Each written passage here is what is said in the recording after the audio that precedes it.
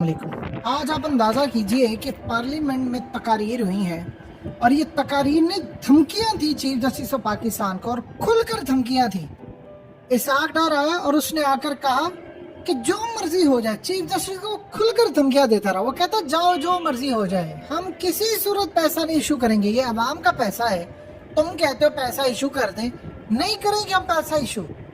Isaac डार ने तो clearly कहा है कि ये नहीं हो सकता कि अदालत हुक्म दे और हम पैसे जारी कर दें। उन्होंने कहा आपके फैसले को तो हम मानते ही नहीं हैं। उन्होंने कहा कि आप आइन से इनहराफ करें और आप हमें कह रहे हैं कि आप हुक्म दे, आपका हुक्म मान ले। और बिलावल फिर आया, आप अंदाजा कीजिए उसने आकर जो धमकियां दी हैं, वो धमकियां, ये सारे पैटर्न समझते जाइए, ये बड़े खतरनाक खेल खेलने जा रहे हैं।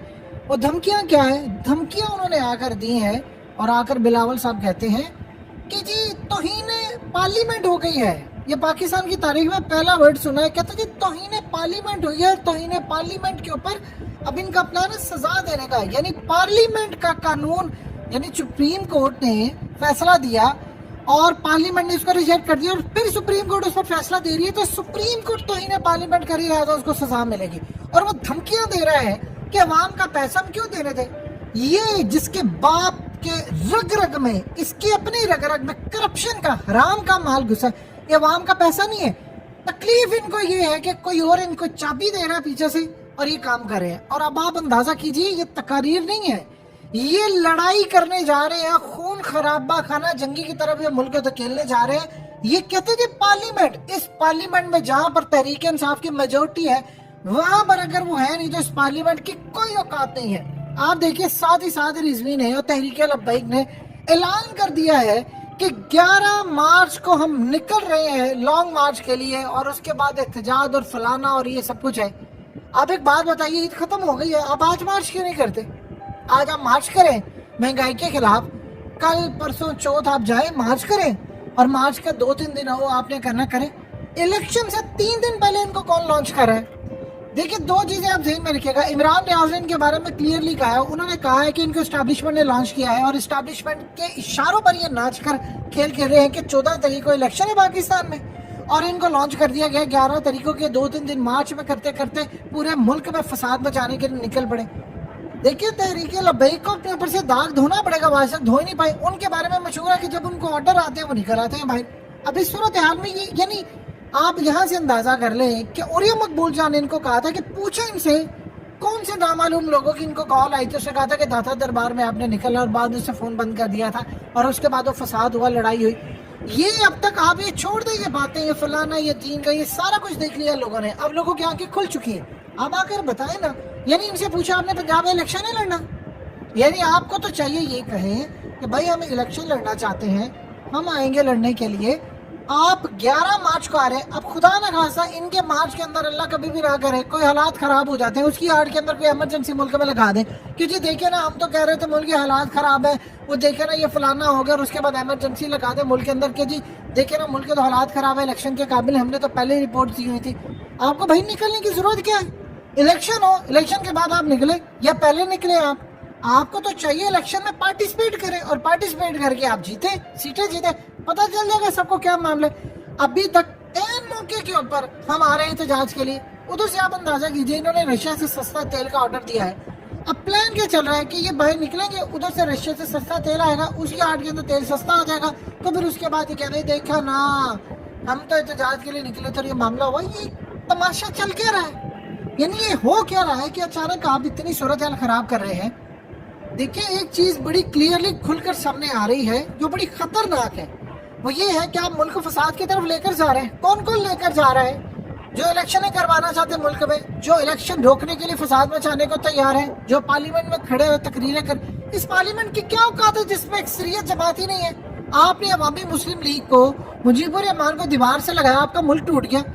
बाद में आप अंदाजा कीजिए जरा, जो डॉक्यूमेंट्स डी क्लासिफाइड हुए थे उसमें क्लियरली बाद में पता चला कि यहया खान 4 महीने पहले वो शराबी, बदकार, जानी, वो 4 महीने पहले अमेरिका को कमिटमेंट दे चुका था कि हमने पाकिस्तान तोड़ देना है, हम बांग्लादेश को अपने साथ ही रखना चाहते हैं, और ड्रामा तो उनके साथ ये करते रहे हैं। ये तो अमेरिकी डॉक्यूमेंट्स डिक्लासिफाई हो गए, वो सबको पता है।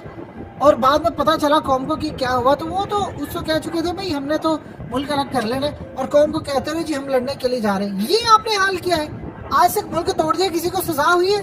بتائیں تو صحیح کن کو سزا ہوئی ہے؟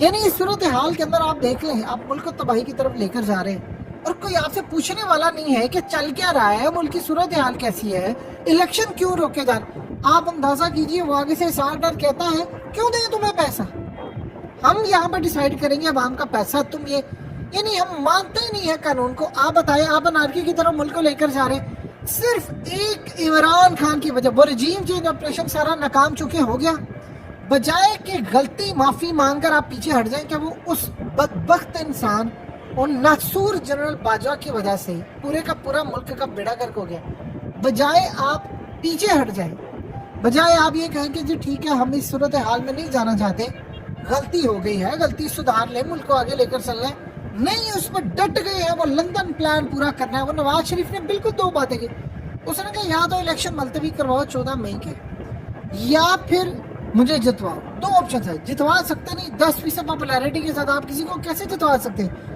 اب دوسرا حل اس پر عمل کیا جا رہا ہے کہ نہیں الیکشن ہی کروانے۔ آپ دیکھیے چیف جسٹس اور عمر الطاف بندیال کو لے کر آ رہے ہیں، یعنی وہ بیچارے تکلیف کے اندر کل سپریم کورٹ پہنچ رہے ہیں، اور آج ہی کہہ رہے ہیں جی ہم ان کا فیصلہ نہیں مانیں گے، وہ اگر پارلیمنٹ کے خلاف جائیں گے تو ہی پارلیمنٹ کر لیں گے، اور ہم ان کو نہیں چھوڑیں گے، یہ کر دیں گے وہ کر دیں گے۔ یعنی آپ پوری طرح لڑائی کی طرف ملک کو دھکیل رہے ہیں، ہم ان کا نہیں مانیں۔ اب آپ سوچیے اگر آرٹیکل 190 کے تحت وہ سپریم کورٹ فوج اور باقیوں کو حکم دیتی ہے کہ آپ نے عمل کرانا ہے، پھر باقی کیا رہ جائے گا؟ آپ کس طرف، یعنی کرنا کیا ہے؟ آپ دیکھیے کہ اس وقت معاملہ یہ ہے کہ آئین کے تحت انہوں نے ملک چلانا نہیں ہے، یہ کہتے ہیں آئین میں تو لکھے الیکشن کرواؤ، اس کے بعد کیا انہوں نے عمر الطاف بندیال کو نکال کر کیا قاضی فیض عیسیٰ کو لے کر آنا ہے؟ آپ ملک میں کس طرح بحران کی طرح لے کر جا رہے ہیں؟ آپ کا ملک ڈیفالٹ کر جائے گا، آپ کو پتہ ہی نہیں آپ کے ملک کے ساتھ ہوگا کیا۔ خدا کا واسطہ رحم کرے اس ملک کے حال کے اوپر، اتنا بیڑا گر کر دیا 75 سالوں میں، ملک عادت توڑوا دیا ہے۔